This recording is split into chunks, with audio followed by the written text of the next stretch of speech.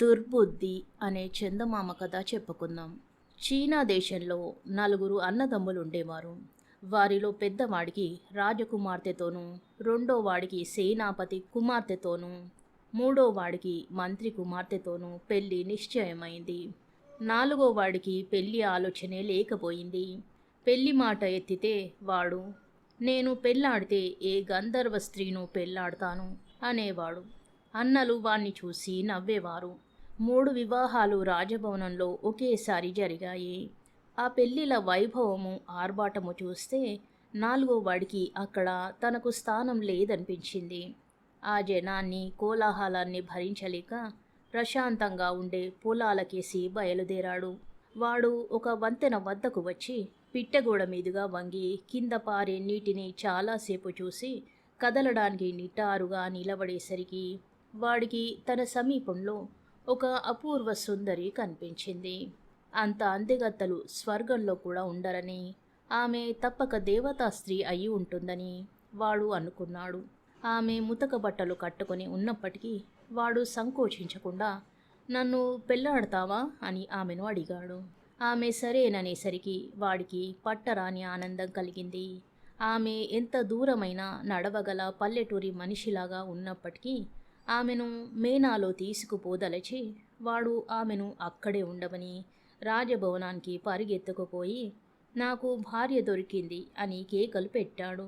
అయితే ఆ సందడిలో వాడి మాటలు వినిపించుకున్న వారు లేరు. వాడు ఎలాగో 4 బోయిలను, మేనాను సంపాదించి వంతెన వద్దకు తిరిగి వచ్చి అక్కడే వేచి ఉన్న ఆ మనిషిని మేనాలో ఎక్కించి రాజభవనానికి తెచ్చి, మా అన్నలతో పాటు నా పెళ్లి కూడా చెయ్యండి అన్నాడు. పెళ్లి అయిన మర్నాడు పెళ్లి కూతుళ్ళు తమ తల్లిదండ్రులను చూడబోవడం ఆచారం. అందుచేత పెద్దవాళ్ళ 3 భార్యలు రాజభవనానికి వెళ్లారు. 4వ వాడి భార్యకు తల్లిదండ్రులు ఉన్నట్టు కనిపించలేదు. ఆమె కూడా రాజభవనానికే వెళ్ళింది. పెద్దవాళ్ళ భార్యలు 3 తమ తల్లిదండ్రులకు బహుమానాలు ఇచ్చారు. కొన్నాళ్లకు సంవత్సరాది వచ్చింది. పెద్దవాళ్ళు 3 తమ భార్యలతో బహుమానాలను గురించి సంప్రదిస్తున్నారు. 4వ వాడు విచారంగా కూర్చున్నాడు. భార్య ఎందుకు అలా ఉన్నావని అడిగితే వాడు, ఎలా ఉండను, నేను పేదవాణ్ణి, అపూర్వమైన బహుమానాలేమీ ఇయ్యగలను అన్నాడు. నువ్వు సముద్ర తీరానికి వెళ్ళి అక్కడ నీటిలో తేలి ఉండే పెట్టెను తీసుకురా అన్నది 4వ వాడి భార్య. 4వ వాడు సముద్ర తీరానికి వెళ్ళి నీటిలో తేలుతున్న పెట్టెను చూశాడు. అది చాలా పాతది. దాన్ని చూస్తే వాడికి రోత పుట్టింది. కానీ భార్య తెమ్మన్నదని ఇంటికి తెచ్చాడు. 4వ వాడి భార్య పెట్టె మూత తెరిచింది. 4వ వాడు దానిలోకి తొంగి చూసి ఆశ్చర్యంతో కేక పెట్టాడు. ఆ పెట్టెలో వాడికి మరొక ప్రపంచం కనిపించింది. అక్కడ ఒక మహానగరం ఉన్నది. పెద్ద పెద్ద వీధులు, గొప్ప గొప్ప ఇళ్ళు, నాటకశాలలు, వస్తు సమృద్ధి గల దుకాణాలు, ఎన్నడూ చూసి ఎరుగని జంతువులు ఉన్నాయి. భార్యాభర్తలిద్దరూ ఆ నగరంలోకి వెళ్ళి నగరమంతా తిరిగి పైకి వచ్చాక 4వ వాడి భార్య పెట్టె మూసింది. 4వ వాడు ఈ అనుభవంతో దిమ్మెరపోయాడు. అతను ఈ వింత చూడడానికి తన 3 అన్నలను, వారి భార్యలను ఆహ్వానించాడు. అందరూ కలిసి పెట్టెలో ఉన్న నగరంలోకి వెళ్ళి వినోదాలన్నీ చూసి అక్కడే భోజనాలు చేసి ఆ సాయంకాలం ఎంతో ఉల్లాసంగా గడిపారు. తెల్లవార వస్తుండగా గాని వారికి కాలం ఎలా గడిచినది తెలియలేదు. ఇంత ఆనందము పొందిన 4వ వాడి వదినలు 4వ వాడి భార్య పట్ల పట్టరాని ద్వేషం కలిగి తాము చూసినదంతా తమ తల్లిదండ్రులకు కోపంతోనూ అసూయతోనూ చెప్పారు. 3 అన్నలు మాత్రం ఆ నగరానికి మరొకసారి పోదామని ఉబలాట పడ్డారు.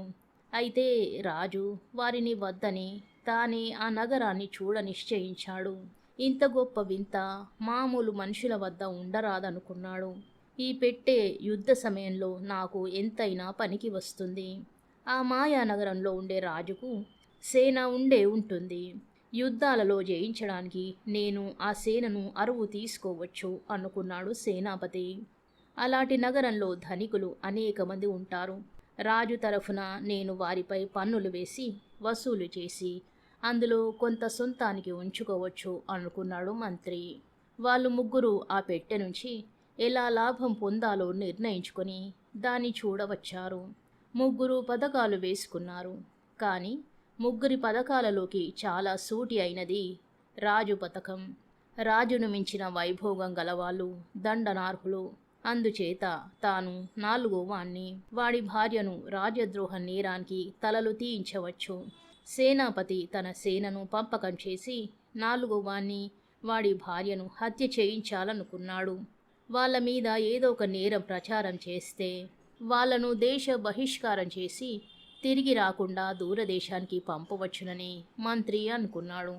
వారు ముగ్గురు పెట్టెలోని నగరంలోకి ప్రవేశించేటప్పుడు నాలుగోవాడు, వాడి భార్య కూడా వెంట వెళ్ళారు. రాజు తిన్నగా రాజభవనానికి దారి తీశాడు. చిత్రమేమిటంటే ఆ నగరానికి రాజు లేడు, కానీ సేవకులు, సైనికులు చాలామంది ఉన్నారు. రాజు సభాభవనంలో కూర్చుని సారా తెమ్మన్నాడు. సారా వచ్చింది. రాజు తాగడం ప్రారంభించాడు. మిగిలిన వాళ్ళు ఆయన అనుమతి లేకుండా కూర్చోడానికి గాని సారా తాగడానికి గాని లేదు. రాజు తాగుతూ ఇలా ఆలోచించాడు. ఈ పిరికి సేనాపతి, విశ్వాసఘాతకుడైన మంత్రి ఈ అద్భుతమైన పెట్టెను కాజేయడానికి ఆలోచిస్తూనే ఉంటారు. వారి పథకాలు పారితే నన్ను నాశనం చెయ్యరా? ఈ ఆలోచనతో రాజు ఆగ్రహం క్షణక్షణానికి పెరిగిపోయింది. ఆయన అకస్మాత్తుగా సైనిక సర్దారును కేకపెట్టి ఒక్క త్రుటిలో తన సేనాపతిని, మంత్రిని శిరశ్ఛేదం చేయించాడు. ఇక ఆయన వెంట నాలుగోవాడు, భార్య మాత్రమే మిగిలారు. రాజు సారా తాగుతూ వారికేసి మిర్రి చూడసాగాడు. ఇంతలో ఆ భవనంలోకి నీరు రాసాగింది. అది నాలుగోవాడికి, వాడి భార్యకు మడమల దాకా వచ్చింది. కానీ రాజు నీటిని గమనించినట్టు లేదు. నాలుగోవాణ్ణి వాడి భార్య చెయ్యి పట్టుకుని గుంజింది. ఇద్దరూ ఆ భవనం నుంచి బయటపడ్డారు. వారు వీధులలోకి వచ్చేసరికి వరద మోకాలి వంటి అయింది. వాళ్ళు పెట్టె నుంచి బయటికి వచ్చేసరికి నడుములోతు నీరున్నది. నాలుగోవాడి భార్య తన భర్తతో, ఈ పెట్టె తడిసిపోయింది చూడు, దీన్ని బయట పారేయి అన్నది. ఆ తరువాత రాజును చూసిన వారు లేరు. ఆయన ఆ మాయానగరపు వరదలో చచ్చిపోయి ఉండాలి. కథ సమాప్తం. సోమశర్మ అనే మరో కథ చెప్పుకుందాం. భోజరాజు తన ఆస్థానంలో వందలాది కవులను పోషించడమే గాక తన ఆస్థానానికి ఎక్కడి నుంచి విద్వత్ కవి వచ్చినా అతని దారిద్ర్యం తొలగించి సన్మానించి పంపేవాడు. కానీ కాళిదాసు డొక్కశుద్ధి ఏమాత్రము లేని దరిద్ర బ్రాహ్మణులను కొందరిని మహామేధావులుగా రాజు దగ్గర ప్రదర్శించి తన తెలివితేటలతో వారికి ధనం ఇప్పించగలిగాడు. అలాంటి నిరక్షర కుక్షులలో సోమశర్మ అనే బ్రాహ్మణుడు ఒకడు. ఈ సోమశర్మ పరమ దరిద్రుడు, చదువు సంధ్యలు రానివాడు. తన వంటి మూర్ఖులకు కూడా కాళిదాసు రాజుగారి చేత బహుమానాలిప్పించినట్టు విని ఆ సోమశర్మ కాళిదాసు వద్దకు వెళ్ళి తన కష్టాలన్నీ చెప్పుకొని తనకు కూడా రాజుగారి చేత ఏదైనా బహుమానం ఇప్పించమని కాళ్ళ వేళ్ళ పడ్డాడు. నువ్వు ఏం చదువుకున్నావు? నీకు ఏ కళలో ప్రవేశమున్నది అని కాళిదాసు సోమశర్మను అడిగాడు. సోమశర్మ సిగ్గుపడుతూ, నేనేమీ చదువుకోలేదు. రాజస్థానంలో బహుమానం పొందడానికి నాకు ఏ అర్హత లేదు. మీరు నాకు ఏదన్నా ఇప్పిస్తే నేను బండెడు సంసారము బతుకుతాం అన్నాడు. అయ్యా, భోజరాజు గారు విద్వాంసులకు, ముఖ్యంగా కవిత్వం చెప్పగల వారికి బహుమానాలిస్తారు. అయినా నేను చెప్పినట్టు చేస్తే ఫలితం ఉండవచ్చు. నిన్ను భోజరాజు గారు పిలిపించే ఏర్పాటు నేను చేస్తాను. ఆయన పిలిచినప్పుడు వచ్చి ఒక వెలగపండు ఆయన ముందు ఉంచి గారాయహ అని ఆశీర్వదించు. ఆపై సంగతి నేను చూస్తాను అన్నాడు కాళిదాసు. ఆ రోజు సభలో కాళిదాసు భోజరాజుతో మాట్లాడుతూ, రాజు చాలా ఉల్లాసంగా ఉన్న సమయంలో అన్నట్టు మన ఆస్థానానికి ఒక పండితుడు వచ్చి ఉన్నాడు. ఆయన మహా పండితుడుగాను గొప్ప శాస్త్రవేత్తగాను కనబడతాడు అని మాట వరుసగా అన్నాడు. వెంటనే భోజరాజు ఆ పండితుణ్ణి పిలిపించమన్నాడు. కాళిదాసు సోమశర్మ కోసం ఒక భటుణ్ణి పంపాడు. ఆ భటుడు సోమశర్మను ఒక పల్లకీలో కూర్చోబెట్టి తెచ్చాడు.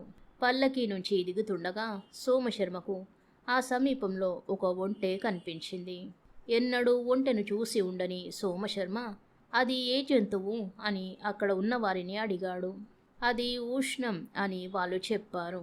మూర్ఖుడైన సోమశర్మ కాళిదాసు చెప్పిన మాటతో పాటు ఊష్ణం అనే మాట కూడా కలిపి మననం చేసుకుంటూ రాజు సన్నిధికి వచ్చి వెలగపండు రాజు ముందుంచి ఉషరటగారయ అని ఆశీర్వదించాడు. ఆ ఆశీర్వాదానికి అర్థం తెలియక సభలో వారంతా తెల్లబోయారు. భోజరాజు కాళిదాసుతో ఈ పండితుల వారి ఆశీర్వాదానికి అర్థమేమిటై ఉంటుంది అని అడిగాడు. కాళిదాసు ఒక శ్లోకం చదివి ఆ శ్లోకం అర్థం ఇలా చెప్పాడు. ఉమతో కూడిన శంకరుడు రక్షించుగాక, టపటపమని ఉరుముతో మేఘాలు వర్షించుగాక. ఇలా ఈ మహాపండితుడు తమరిని ఆశీర్వదించాడు. ఆ సంగతి స్పష్టంగా తెలుస్తూనే ఉన్నది కదా అన్నాడు. రాజు పరమానంద భరితుడై సోమశర్మను సత్కరించి ధనమిచ్చి పంపేశాడు. సోమశర్మ కాళిదాసుకు కృతజ్ఞత తెలుపుకొని సుఖంగా జీవించాడు. కథ సమాప్తం. శుభం.